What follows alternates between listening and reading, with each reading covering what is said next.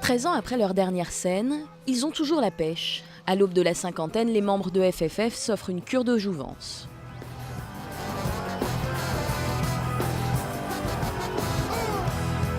Ils se sont reformés un peu par hasard. En octobre dernier, FFF se réunit pour la première fois depuis 2001 à l'occasion d'un concert caritatif à Paris.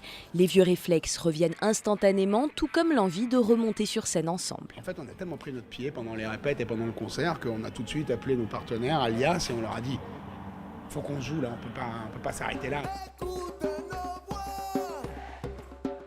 Depuis, le groupe enchaîne les concerts. Après avoir fait salle comble à la Cigale l'hiver dernier, pas moins d'une quinzaine de dates ont été programmées tout l'été. Les vieux tubes sont les mêmes, le public, lui, a changé et ça fait partie du challenge.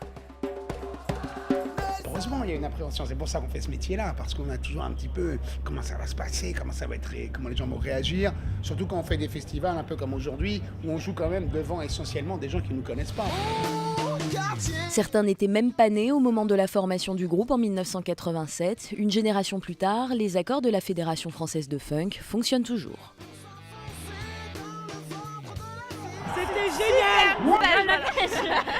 Ils étaient à fond, ils nous ont fait sauter, on a vu plein de trucs, c'était génial. Ma grande sœur écoutait ça quand j'étais petit et du coup ça faisait bizarre mais c'était cool et ça bouge bien.